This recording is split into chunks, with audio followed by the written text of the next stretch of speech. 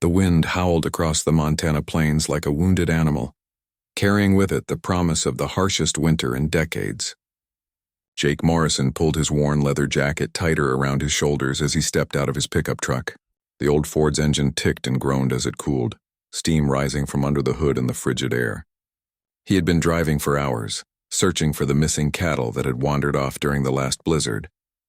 The Morrison Ranch stretched for thousands of acres across the rolling hills, a legacy passed down through 3 generations. Jake's grandfather had built the main house with his own hands, and his father had expanded the operation until it became one of the most successful cattle ranches in the state. Now, at 32, Jake carried the weight of that legacy on his shoulders, along with the mounting debts that threatened to crush everything his family had worked for. As he walked toward the old barn, his breath formed white clouds in the bitter air. The temperature had dropped below 0, and the weather forecast promised it would only get worse. Jake had seen harsh winters before, but this one felt different. There was something in the air that made even the hardiest ranchers nervous. The barn door creaked as he pushed it open, the sound echoing in the vast space. Inside, the remaining cattle huddled together for warmth, their eyes reflecting the dim light from the single bulb hanging from the rafters. Jake counted them quickly, his heart sinking as he confirmed what he already knew. 23 head were still missing, including some of his best breeding stock. He pulled out his cell phone, hoping to call his neighbor for help, but the screen showed no signal. The nearest cell tower was 15 miles away, and the storm had probably knocked out the connection. Jake cursed under his breath and shoved the phone back into his pocket. He would have to search for the cattle alone. As he prepared to leave the barn, a sound made him freeze. It was faint at first, barely audible over the wind, but unmistakably human. Someone was crying or maybe calling for help. Jake strained his ears, trying to determine where the sound was coming from. The voice came again, clearer this time. It was definitely a woman, and she sounded desperate. Jake grabbed a flashlight from his truck and followed the sound toward the old grain silo that hadn't been used in years. The structure stood like a silent sentinel against the darkening sky, its metal sides groaning under the force of the wind. As he approached the silo, Jake saw something that made his blood run cold. Fresh tire tracks led from the main road to the base of the structure, but they were partially filled with snow, suggesting they had been made hours ago. Beside the tracks he could see signs of a struggle, disturbed snow, what looked like drops of blood, and a woman's scarf caught on a piece of broken fence. The crying was coming from inside the silo. Jake pressed his ear against the cold metal and heard movement, along with what sounded like muffled sobbing. Someone was trapped inside, and from the sound of it, they were in serious trouble. Jake circled the silo looking for a way in. The main entrance was sealed with a heavy padlock that looked brand new, completely different from the rusty hardware that had secured the building for years. Someone had deliberately locked whoever was inside, and they had done it recently. He ran back to his truck and grabbed a crowbar from the toolbox in the bed. The metal was so cold it burned his hands even through his gloves, but he managed to pry the lock free after several minutes of struggle. The door swung open with a screech of protesting hinges, and Jake shined his flashlight into the darkness. What he saw made him step back in shock. A young woman sat huddled in the corner, her hands bound behind her back and her mouth covered with duct tape. Her dark hair was matted with blood and her clothes were torn and dirty. When the light hit her face, her eyes went wide with a mixture of fear and desperate hope. Jake rushed to her side, his hands shaking as he gently removed the tape from her mouth. She gasped and coughed, her voice hoarse when she finally spoke. "Please," she whispered, "don't let them find me. They said they would kill me if I tried to escape." "Who did this to you?" Jake asked as he worked to untie her hands. The rope was tight and had cut into her wrists, leaving angry red marks. "I don't know their names," she said, tears streaming down her face. "They took me from the gas station in Billings 3 days ago. I've been trying to get away, but every time I almost made it, they found me." Jake's mind raced as he processed what she was telling him. Human trafficking was something he had heard about on the news, but he never imagined it could happen in their remote corner of Montana. The nearest town was 40 miles away, and the highway saw very little traffic, especially in winter. As he helped the woman to her feet, Jake noticed how she favored her left leg and winced with each step. Her ankle was swollen, possibly sprained or broken. She would need medical attention, but the nearest hospital was over an hour away in good weather. In this blizzard, it might as well be on the moon. What's your name? He asked gently, wrapping his jacket around her shoulders. Sarah, she replied, her teeth chattering violently. Sarah Chen. I was driving home to Seattle for Christmas when they grabbed me. Jake looked out at the swirling snow and made a decision that would change both their lives. The storm was getting worse, and Sarah needed immediate shelter and warmth. His house was only 2 miles away, but even that short distance could be treacherous in these conditions. We need to get you somewhere warm, he said, helping her toward his truck. My house isn't far, and we can call for help from there. As they made their way through the snow, Jake couldn't shake the feeling that they were being watched. The hair on the back of his neck stood up, and he found himself glancing over his shoulder every few steps. Whoever had taken Sarah might still be out there, and they probably wouldn't give up easily. The truck's heater struggled against the cold as they drove toward the ranch house, but Sarah gradually stopped shivering. She sat pressed against the passenger door, her eyes constantly scanning the darkness outside. I thought I was going to die in there, she said quietly. When I heard your voice, I couldn't believe it was real. Jake reached over and squeezed her hand gently. You're safe now, he said, though he wasn't entirely sure that was true. As they pulled into his driveway, he made a silent promise to himself that he would do whatever it took to protect this brave woman who had somehow found her way into his life. The Morrison ranch house sat like a fortress against the storm, its windows glowing warmly in the darkness. Jake helped Sarah up the front steps, her injured ankle making each movement painful. The wooden porch creaked under their weight, and Jake fumbled with his keys, his fingers numb from the cold. Inside, the house felt like a sanctuary. The living room was simple but comfortable, with a stone fireplace that Jake's grandfather had built from rocks found on the property. Family photos lined the mantel, showing 3 generations of Morrisons who had called this place home. Sarah collapsed onto the worn leather couch, finally allowing herself to believe she might actually be safe. Jake immediately went to work building a fire, his movements quick and efficient. He had been lighting fires in this fireplace since he was old enough to strike a match, and soon flames were crackling merrily, casting dancing shadows on the walls. The warmth began to fill the room, and Sarah felt herself relaxing for the first time in days. Let me take a look at that ankle, Jake said, kneeling beside the couch. His touch was gentle as he examined her injury, and Sarah was struck by the contrast between his calloused rancher's hands and the careful way he handled her. It's swollen, but I don't think it's broken. We should get some ice on it. As Jake went to the kitchen, Sarah looked around the room. Everything spoke of a life lived simply but fully. There were books on ranching and farming, a few novels, and what looked like financial papers scattered on a desk in the corner. A guitar leaned against the wall, its strings dusty from disuse. This was clearly the home of a man who worked hard and lived alone. Jake returned with ice wrapped in a kitchen towel, along with a steaming mug of coffee. This should help with the swelling, he said, gently placing the ice pack on her ankle. And you look like you could use something warm. Sarah accepted the coffee gratefully, wrapping her hands around the mug and inhaling the rich aroma. Thank you, she said, and Jake could hear the emotion in her voice.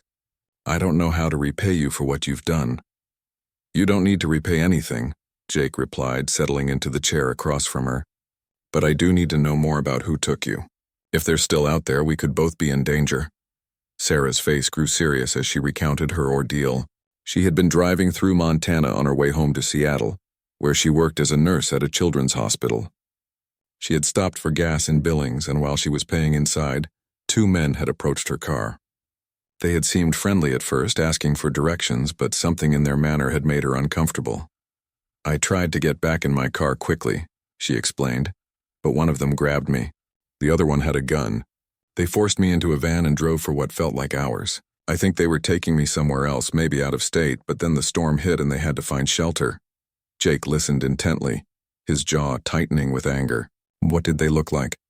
The older one was tall and thin with a scar on his left cheek. He seemed to be in charge. The younger one was shorter, maybe in his 20s, with tattoos on his arms. They both had accents, maybe Eastern European. Did you hear any names? Sarah shook her head. They were careful about that. But I heard them talking on the phone a few times. It sounded like they were part of something bigger, like they had done this before. Jake stood and walked to the window, peering out into the storm. The snow was falling so heavily now that he couldn't see beyond his own porch. The phone lines are down, he said, "and my cell phone isn't getting a signal. We're completely cut off until this storm passes."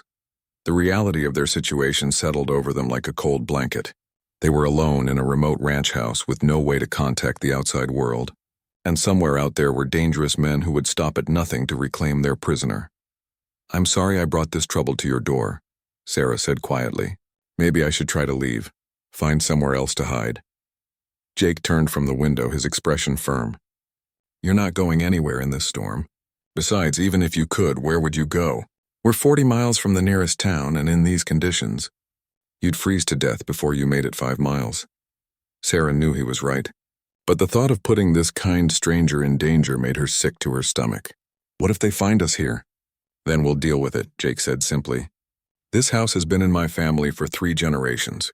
We've weathered everything from blizzards to wildfires, and we're still here. A couple of thugs don't scare me."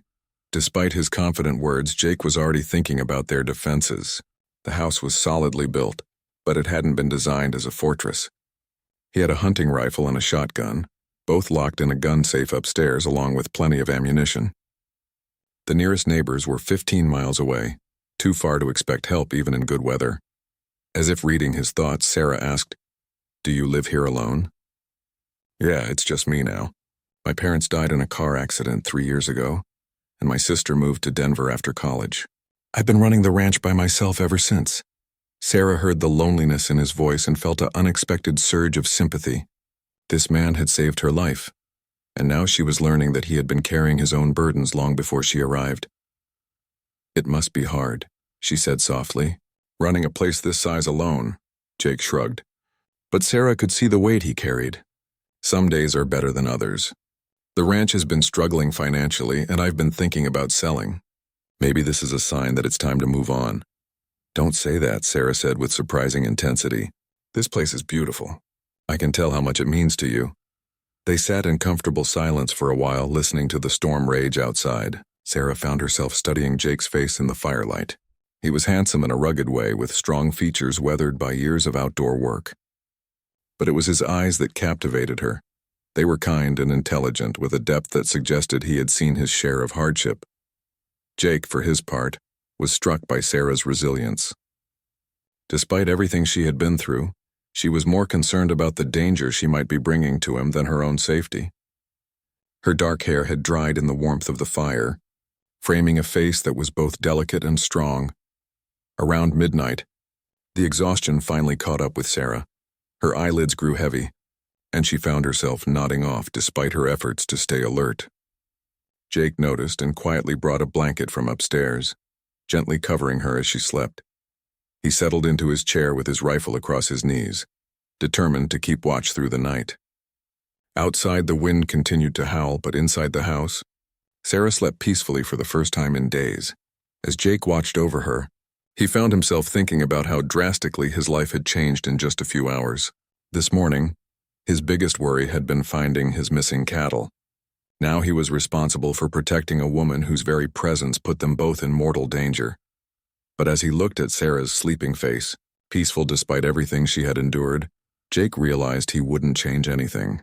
For the first time in years, he felt like he had a real purpose, something more important than worrying about bank payments and cattle prices. Whatever tomorrow brought, he would be ready for it. Dawn broke gray and cold over the Morrison Ranch, the storm having finally exhausted itself during the early morning hours. Jake had dozed fitfully in his chair, jerking awake at every sound, but the night had passed without incident. Sarah still slept on the couch, her breathing deep and even, the first real rest she had gotten since her ordeal began. Jake quietly made his way to the kitchen, moving carefully to avoid waking her. Through the window, he could see that the snow had piled up nearly 3 feet against the house, and the wind had created drifts that were even deeper. His truck was completely buried, and the road to town would be impassable for days. As he started a pot of coffee, Jake's mind turned to practical concerns. They had enough food to last a week, maybe more if they were careful. The generator in the basement would keep the electricity running even if the power lines went down, which they almost certainly would have in a storm this severe. Water wasn't a concern since they had their own well. The bigger problem was communication. The landline phone was still dead and his cell phone showed no signal bars. Even his satellite radio, which he used to check weather reports, was getting nothing but static. They were completely cut off from the outside world. Sarah stirred on the couch, her eyes opening slowly as consciousness returned. For a moment she looked confused.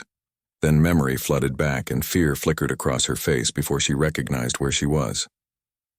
"Good morning," Jake said gently, bringing her a cup of coffee. "How did you sleep?" "Better than I have in days," Sarah admitted, accepting the warm mug gratefully. "I kept dreaming I was still in that silo." "You're safe here," Jake assured her. "The storm has stopped, but we're snowed in pretty good. Nobody's going anywhere for a while." Sarah looked out the window at the pristine white landscape. Under different circumstances, she might have found it beautiful. The snow had transformed the ranch into a winter wonderland, with every fence post and tree branch outlined in white. But knowing that somewhere out there were men who wanted to hurt her, made the isolation feel more like a trap than a refuge. "Have you tried the phones again?" she asked. Jake nodded. "Still nothing. But that's probably good news. If we can't call out, then whoever's looking for you can't call for backup either." Sarah moved to stand up, testing her injured ankle. It was still sore, but the swelling had gone down overnight and she could put weight on it. "I should help you with something. I can't just sit here while you take care of everything." "You're a nurse, right?" Jake asked. "There might be something you can do. I've got a heifer in the barn who's been having trouble with her pregnancy. Been meaning to call the vet, but with the storm..." Sarah's face brightened at the prospect of being useful. "I'd be happy to take a look. Animal anatomy isn't that different from human anatomy, at least the basics." They bundled up in heavy coats and made their way through the deep snow to the barn. The cold air was sharp and clean, and Sarah breathed deeply, grateful to be alive to experience it. The barn was warm compared to outside, heated by the body warmth of the cattle and several space heaters Jake had set up. The pregnant cow was lying in a corner stall, clearly in distress. Sarah knelt beside her, running her hands gently over the animal's swollen belly. Her nursing training kicked in as she assessed the situation. "She's definitely in labor," Sarah said, "but something's wrong. The calf isn't positioned right." Jake knelt beside her, impressed by her calm competence. "Can you help her?" "I think so. I've assisted with difficult births before, though usually human ones." "Do you have any medical supplies?" Jake led her to a cabinet where he kept basic veterinary supplies. Sarah washed her hands thoroughly and prepared to help deliver the calf. For the next hour, she worked patiently and skillfully, occasionally asking Jake to hold the cow's head or fetch supplies. Finally, with a rush of fluid and blood, a healthy calf slipped into the world. Sarah cleared its airways and rubbed it vigorously with a towel until it began breathing on its own. The mother cow immediately began licking her baby, her distress forgotten in the joy of new life. "You did it," Jake said, genuine admiration in his voice. "That was amazing." Sarah smiled, her cheeks flushed with exertion and satisfaction. "It feels good to help something instead of just being helpless." As they walked back to the house, Jake found himself seeing Sarah in a new light. She wasn't just a victim who needed protection. She was a capable, skilled woman who had probably saved lives in her work as a nurse. The way she had handled the difficult birth showed courage and competence that impressed him deeply. Back in the house, they shared a simple breakfast of eggs and toast, talking easily about their lives before the events that had brought them together. Sarah told him about her work at the children's hospital, how she had become a nurse because she wanted to help people. Jake shared stories about growing up on the ranch, the lessons his father had taught him about hard work and responsibility. "Do you ever regret not leaving?" Sarah asked. "You could probably do anything, go anywhere." Jake considered the question seriously. "Sometimes I wonder what else is out there. But this land is part of me, you know? My great-grandfather cleared this ground with his own hands. My grandfather built this house. My father taught me everything I know about cattle and crops. It would be like cutting off my own arm to leave, even if it means financial ruin. Even then. Though I'll admit, some days I wonder if I'm just being stubborn." Their conversation was interrupted by a sound that made both of them freeze, the distant rumble of a vehicle engine. Jake immediately moved to the window, peering through the curtains. A dark SUV was making its way slowly up the long driveway, its snow chains clanking against the wheel wells. "They found us," Sarah whispered, her face going pale. Jake's mind raced. The vehicle was still a quarter-mile away, struggling through the deep snow. They had maybe 5 minutes before it reached the house. "Upstairs," he said urgently. There's a room at the back of the house with no windows facing the front. Hide there and don't come out no matter what you hear. What about you? I'm going to try to convince them you're not here. Maybe they'll believe me and leave. Sarah grabbed his arm. They'll kill you if they think you're lying. Maybe. But if they find you here, they'll definitely kill both of us. Sarah looked into his eyes and saw the determination there. This man was willing to risk his life for her. A stranger he had known for less than 24 hours. The realization hit her like a physical blow. "Jake," she began, but he cut her off. "Go. Now." "And Sarah?" He paused, his hand on the gun cabinet. "If something happens to me, there's a radio in the basement. Keep trying different frequencies until you reach someone." Sarah wanted to argue, wanted to tell him she wouldn't leave him to face this alone, but she knew he was right. Her presence would only make things worse. She squeezed his hand once, then hurried upstairs as the sound of the approaching vehicle grew louder. Jake loaded his rifle and positioned himself near the front door, his heart pounding but his hands steady. Through the window, he could see two men getting out of the SUV. One matched Sarah's description of the tall man with the scar. The other was younger, just as she had said. They approached the house cautiously, and Jake could see they were both armed. This was going to be the fight of his life, and he had no idea if he would survive it. But as he thought of Sarah hiding upstairs, trusting him to protect her, Jake knew he would do whatever it took.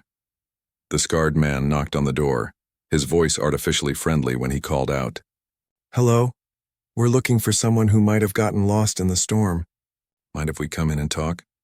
Jake took a deep breath and opened the door, keeping his rifle visible but not directly threatening. "Gentlemen, hell of a storm we had.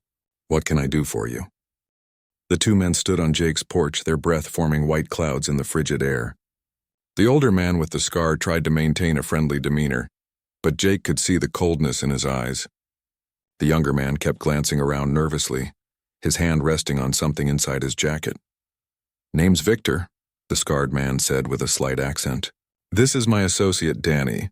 We're looking for a young woman who got separated from our group during the storm. Asian girl, about 25, dark hair. You haven't seen anyone like that, have you?" Jake kept his expression neutral, though every instinct screamed danger. "Can't say that I have. Been holed up here since yesterday waiting for the storm to pass. You boys law enforcement?" Victor's smile didn't reach his eyes. "Something like that. Mind if we come in and warm up? Been driving all night looking for her. She's not well, needs medication." "Sorry, but I make it a policy not to invite strangers into my home," Jake replied, shifting his grip on the rifle slightly. "But there's a thermos of coffee in my truck if you want something warm." Danny stepped forward aggressively. "Listen, old man, we know she's here. We tracked her footprints to that grain silo of yours, and then they lead straight to this house." Jake's heart sank. He had been so focused on getting Sarah to safety that he hadn't thought about the trail they would leave in the snow. But he kept his face impassive. "You're welcome to look around the property. Like I said, I haven't seen anyone." Victor studied Jake's face carefully. "You know, it's interesting. Fresh tire tracks leading to your barn, footprints going back and forth between buildings. Seems like you've been pretty busy for someone who's been holed up inside." "I've got livestock to take care of," Jake said. "Cattle don't care if there's a blizzard." "Of course," Victor nodded. "You mind if we take a look in your barn? Just to be thorough." Jake realized he was running out of options. If he refused, they would know he was hiding something. If he agreed, they might find evidence that Sarah had been there. "Help yourselves. But I'll need to come with you. Some of those bulls get nervous around strangers."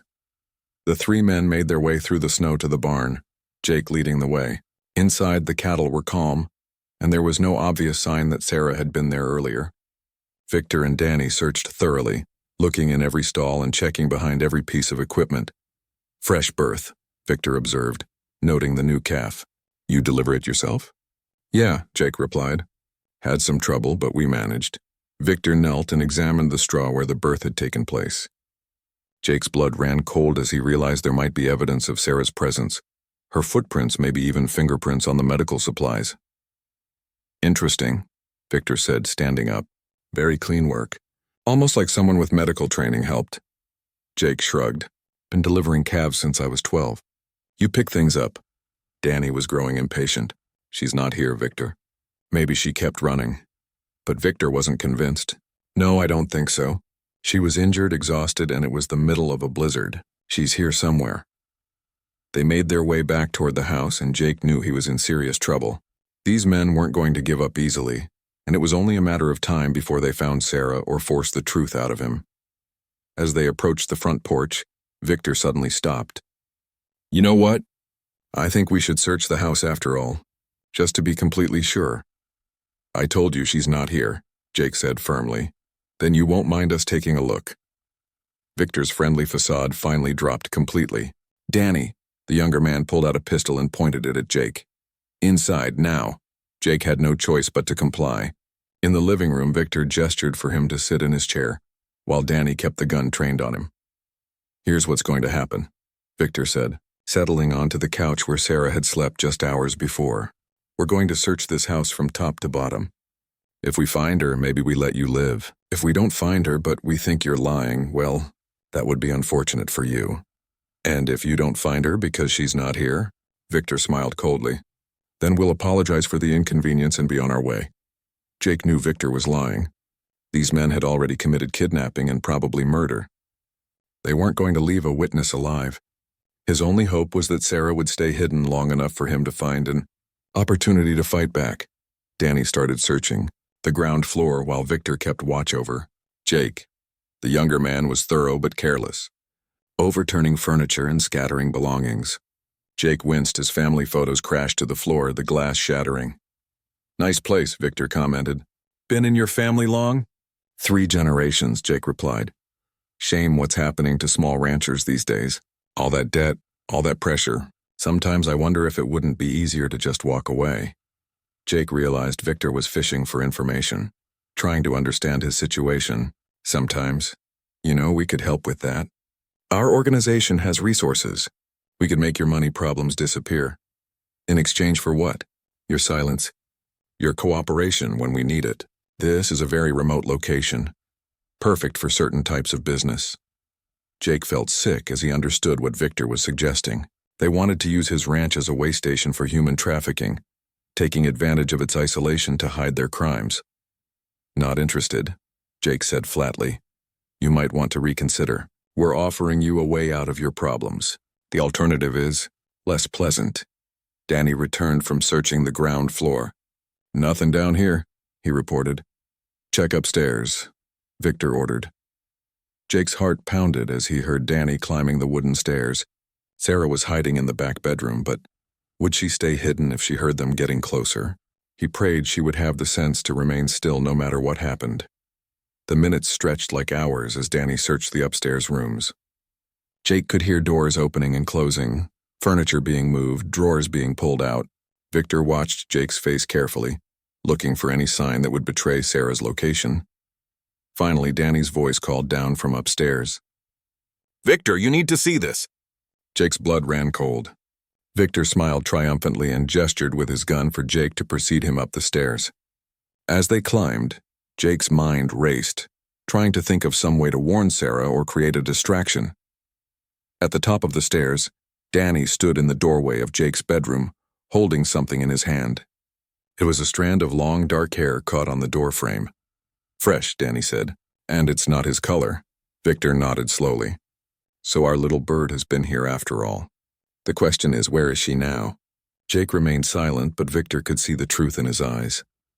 You know, Mr. Morrison, I'm starting to lose patience with you. We know she's here somewhere. You can make this easy on yourself by telling us where, or we can tear this place apart until we find her.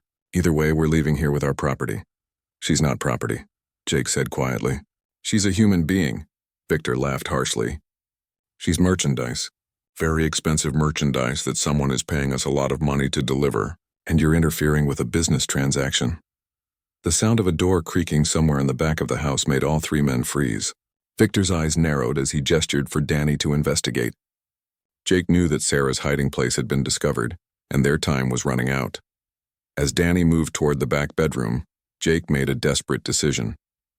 He had to act now, before they found Sarah. Taking advantage of Victor's momentary distraction, Jake lunged forward, grabbing for the older man's gun. The 2 men crashed into the wall, wrestling for control of the weapon. Behind them, Danny spun around at the sound of the struggle, his own gun wavering between Jake and the direction of the bedroom where he knew their target was hiding. The fight for survival had begun. The hallway erupted in chaos as Jake and Victor crashed against the wall, their bodies locked in a desperate struggle for the gun. The weapon discharged with a deafening crack, the bullet splintering the wooden banister. Danny spun around, his own pistol raised, but he couldn't get a clear shot with the two men grappling so close together. Jake was younger and stronger, but Victor fought with the vicious desperation of a cornered animal. The scarred man drove his knee into Jake's ribs, causing him to grunt in pain and momentarily loosen his grip. Victor tried to twist the gun toward Jake's head, but the rancher managed to slam Victor's wrist against the wall, sending the weapon clattering across the floor. "Shoot him," Victor screamed at Danny, but the younger man hesitated, afraid of hitting his partner. In that moment of hesitation, Jake broke free from Victor's grasp and dove for the fallen pistol. He rolled across the floor as Danny finally pulled the trigger, the bullet gouging a hole in the hardwood where Jake had been seconds before. From her hiding place in the back bedroom, Sarah heard the gunshots and her heart nearly stopped. Through the thin walls, she could hear the sounds of fighting, furniture breaking, and men shouting. Every instinct told her to run, to find a way out and escape while they were distracted. But she couldn't abandon Jake, not after everything he had done for her. Jake's fingers closed around Victor's gun just as the older man kicked him hard in the shoulder. Pain shot through Jake's arm, but he managed to keep hold of the weapon and roll away. He came up in a crouch, the gun pointed at Victor, who had backed against the wall. "Danny, take him out," Victor ordered. But the younger man was struggling with his own weapon, which had apparently jammed. "Drop it," Jake commanded, his voice steady despite the adrenaline coursing through his veins. Victor raised his hand slowly, a calculating look in his eyes. "You're making a big mistake, Morrison. We're not the only ones looking for her. There are others coming, and they won't be as reasonable as we are." Reasonable? Jake kept the gun trained on Victor while keeping one eye on Danny, who was still fumbling with his jammed pistol. "You call kidnapping and human trafficking reasonable?" "It's business," Victor said with a shrug. "Nothing personal, but you've made it personal now." Danny finally cleared his weapon and started to raise it toward Jake. Without hesitation, Jake shifted his aim and pulled the trigger. The bullet caught Danny in the shoulder, spinning him around and sending his gun flying. The younger man screamed and clutched his wounded arm, blood seeping between his fingers. "You shot me," Danny gasped in disbelief. "And I'll shoot you again if you don't stay down," Jake warned. Victor used the distraction to lunge forward, but Jake was ready for him. He swung the gun like a club, catching Victor across the temple. The scarred man staggered and fell to his knees, dazed but still conscious. Sarah appeared in the doorway of the back bedroom, her face pale but determined. "Jake, are you hurt?" "I'm fine," he replied, though his ribs ached where Victor had kneed him. "Are there more of them?" "I don't know," Sarah said, moving closer. "They never talked about numbers around me." Victor struggled to his feet, blood trickling from the gash on his head. "You have no idea who you're dealing with," he snarled. "Our employer doesn't accept failure. He'll send more men, and they won't make the mistake of underestimating you." "Who is your employer?" Jake demanded. Victor laughed bitterly. "Someone with enough money and power to make your life a living hell. Someone who collects people like your girlfriend here and ships them to buyers all over the world." Sarah shuddered at his words, but forced herself to speak. "How many others are there? How many women like me?" "Dozens," Victor said with cruel satisfaction. "Young, pretty, healthy specimens. The buyers have very specific requirements, and they pay well for quality merchandise."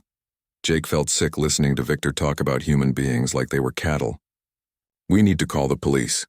"Still no signal," Sarah said, checking Jake's cell phone. "And the landline is still dead." Danny was growing weaker from blood loss, his face ashen. "Victor, I need a doctor," he pleaded. "Shut up," Victor snapped. "You're fine." Jake looked at Sarah, who immediately went to examine Danny's wound. Despite everything the man had done, her medical training wouldn't let her ignore someone who was injured. "The bullet went clean through," she reported. "He needs stitches and antibiotics, but he'll live if we stop the bleeding." "Help him," Jake said. "I'll watch Victor." As Sarah worked to bandage Danny's shoulder with supplies from Jake's first aid kit, Victor continued his psychological warfare. "You think you've won something here?" he taunted. "This is just the beginning. Our employer has resources you can't imagine.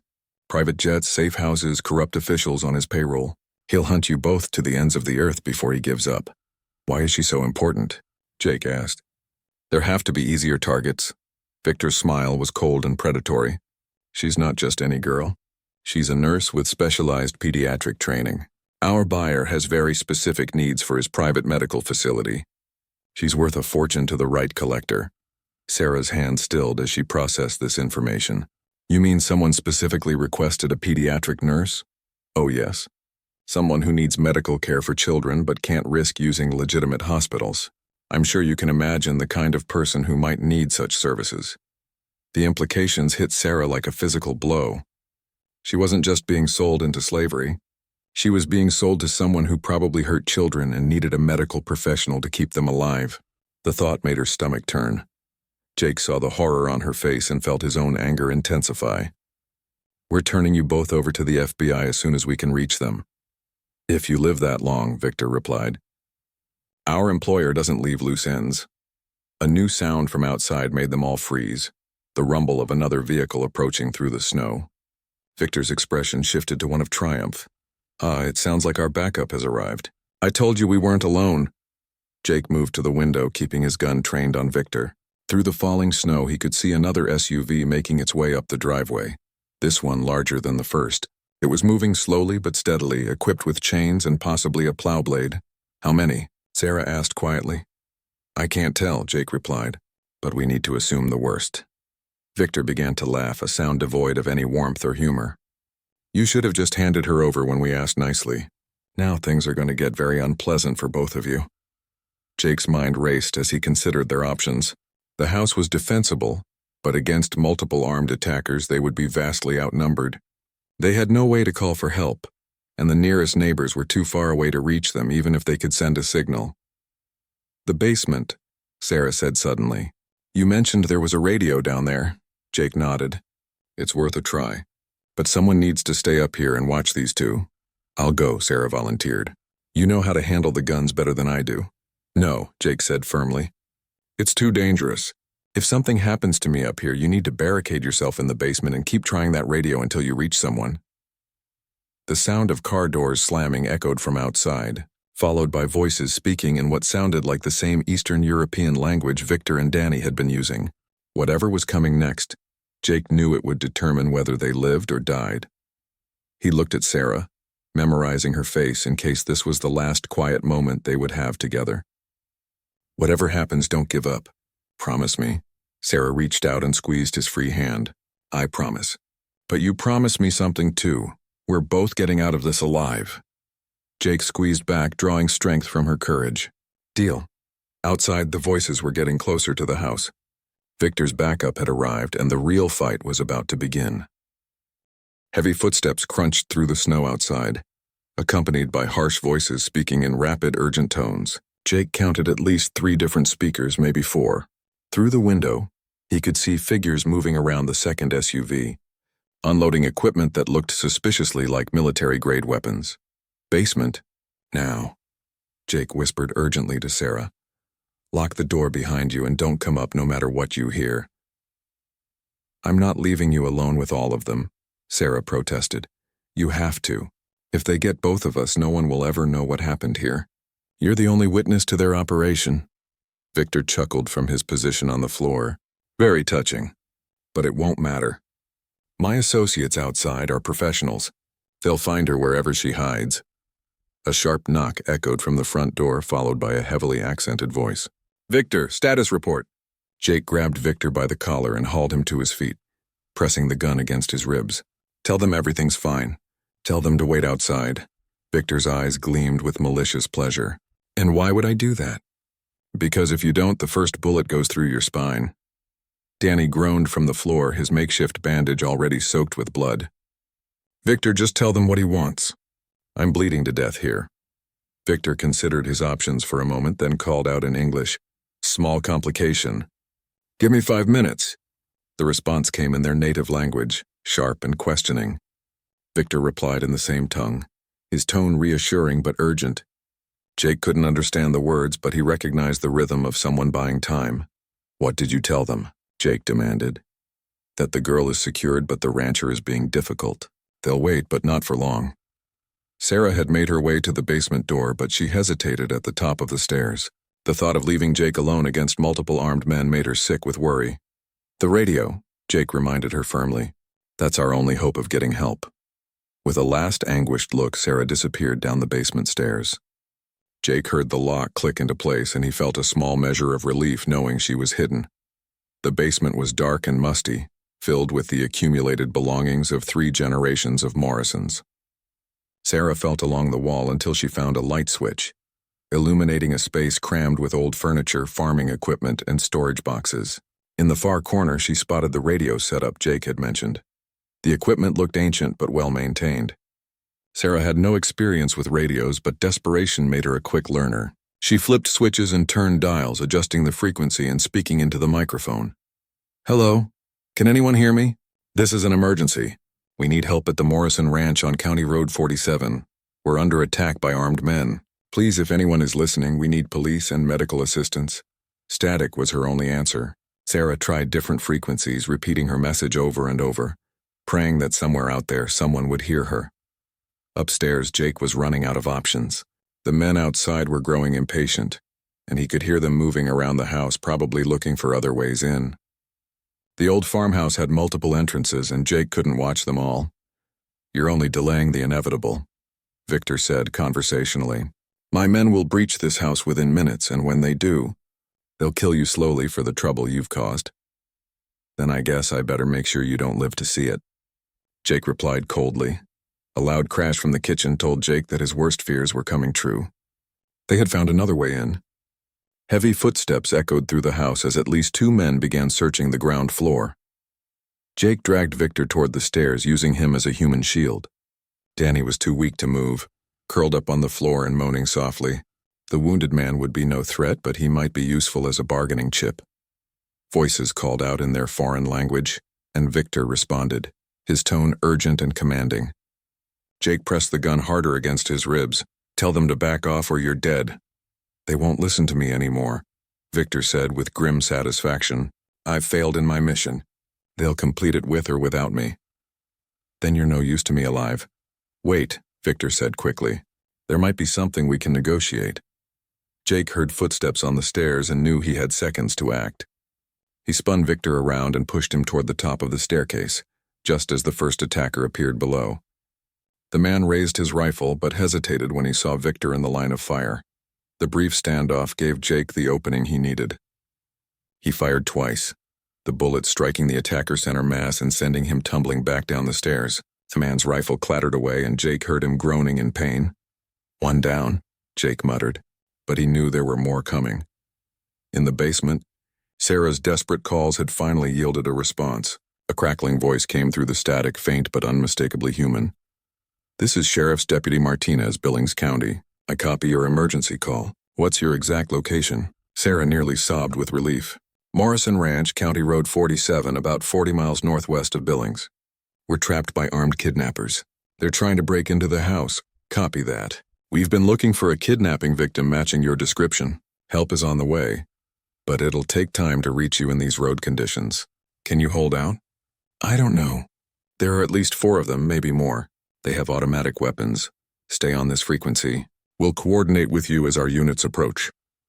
Upstairs, the situation was deteriorating rapidly. 2 more attackers had entered through the kitchen, and they were working their way through the house systematically. Jake could hear them calling to each other, coordinating their search. Victor had become dead weight, slumped against the wall where Jake had pushed him. Blood from his head wound had dried on his face, giving him a ghoulish appearance. Danny had stopped moaning and lay ominously still. Jake realized he couldn't defend the entire upstairs from his current position. He needed to find a better defensive position, somewhere he could control access and force them to come at him one at a time. The master bedroom had a narrow doorway and only one window. If he could reach it, he might be able to hold them off long enough for help to arrive. But getting there meant leaving Victor and Danny behind, and he couldn't be sure either man was as incapacitated as they appeared. A burst of automatic gunfire from downstairs made the decision for him. The attackers were no longer being careful about property damage or noise. They were coming in force, and Jake's time was up. He grabbed Victor under the arms and dragged him toward the bedroom, the unconscious man's feet leaving streaks of blood on the hardwood floor. Danny didn't move when Jake stepped over him, and Jake wasn't sure if the younger man was unconscious or dead. Just as Jake reached the bedroom doorway, the first attacker appeared at the top of the stairs. This one was bigger than the others, wearing tactical gear and carrying a military-style assault rifle. He saw Jake immediately and raised his weapon. Jake dove into the bedroom, pulling Victor with him as bullets splintered the door frame where his head had been moments before. He slammed the door and threw the old-fashioned sliding bolt, buying himself precious seconds. The bedroom window looked out over the back of the property, where the snow-covered fields stretched toward the distant mountains. In the growing dusk, Jake could see lights moving in the distance. Whether they belonged to more attackers or the help Sarah had called for, he couldn't tell. Victor stirred and opened his eyes, focusing on Jake with difficulty. "You should have taken the deal," he whispered. "What deal?" "Money. Enough to save your ranch. All you had to do was look the other way. And let them turn innocent people into slaves? Never." Victor coughed, specks of blood appearing on his lips. "Noble, but stupid. You're going to die for nothing." The bedroom door shuddered under the impact of heavy blows. The attackers were trying to break it down, and the old wood wouldn't hold much longer. Jake checked his weapon. 3 bullets left. Not nearly enough against multiple attackers with automatic weapons, but he had to try. Sarah was counting on him, and so were all the other victims these monsters would claim if they weren't stopped. The door exploded inward in a shower of splinters, and Jake prepared to make his last stand.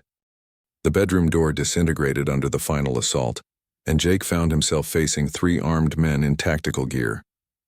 Time seemed to slow as he raised his pistol, knowing he had only 3 shots against their overwhelming firepower.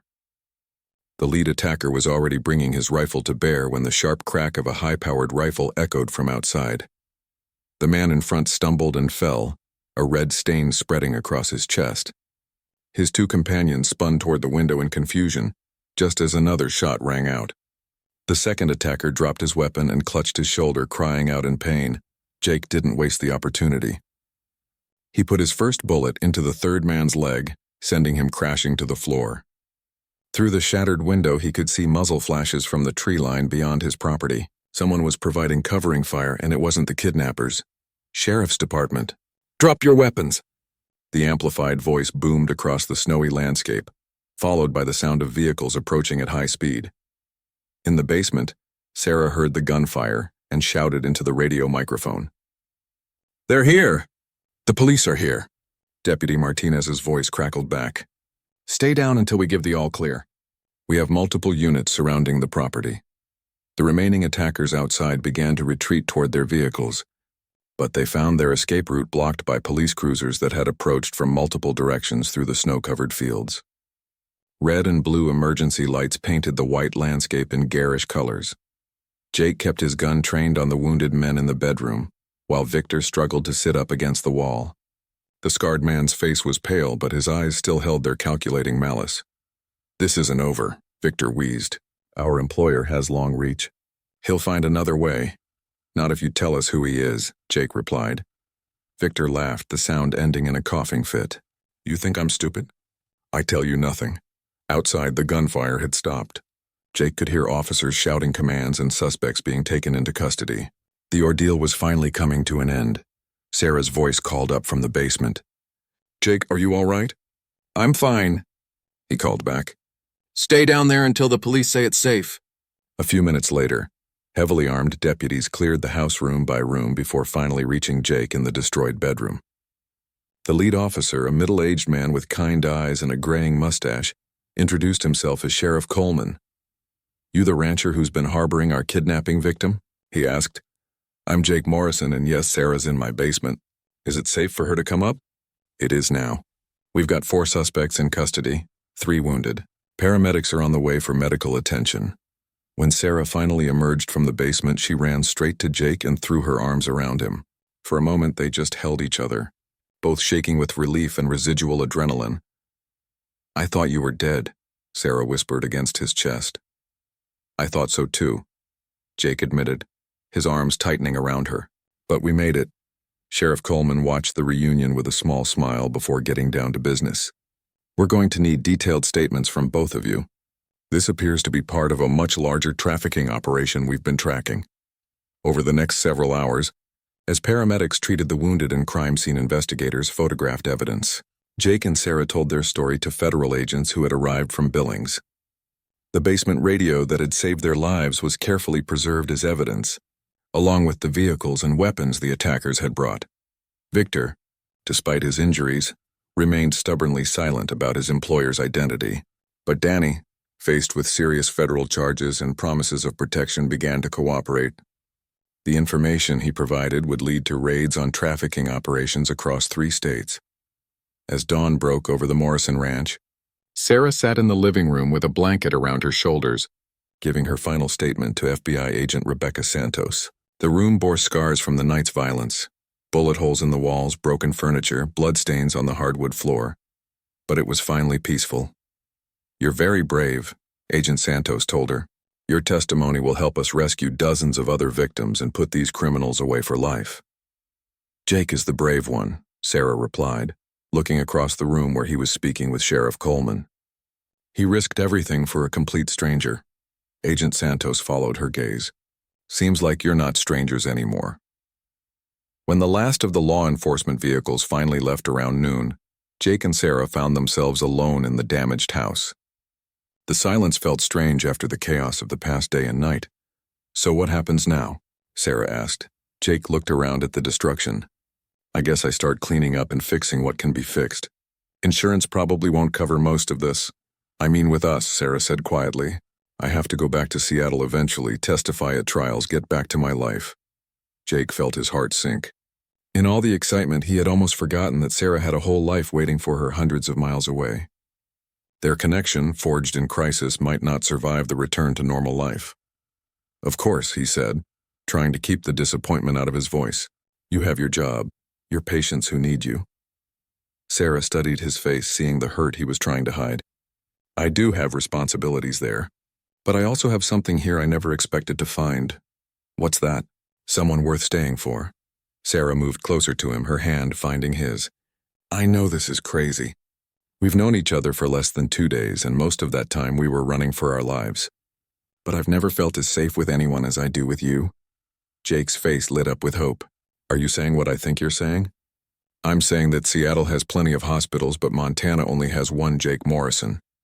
Sarah smiled, the first truly happy expression he had seen on her face since finding her in the grain silo. "I'm also saying that this ranch needs a lot of work, and you're going to need help getting it back on its feet." "The ranch is deep in debt," Jake warned. "It's not going to be an easy life. Nothing worthwhile ever is," Sarah replied. "Besides, I'm pretty good with difficult births, remember? Maybe I can help bring this place back to life too." Jake pulled her into his arms, and this time when he kissed her, it wasn't born of desperation or fear, but of hope and love and the promise of a future together. 6 months later, Dr. Sarah Jen Morrison smiled as she delivered her first calf entirely on her own. Jake watching proudly from the barn doorway. The ranch was thriving again, partly due to the reward money they had received for their role in breaking up the trafficking ring, but mostly due to their combined determination and hard work. The old grain silo had been torn down and replaced with a new medical clinic where Sarah provided health care to the scattered, ranching families in the area. It was a different kind of nursing than she had done in Seattle, but no less rewarding. As the healthy calf took its first wobbly steps, Sarah wiped her hands clean and walked over to her husband.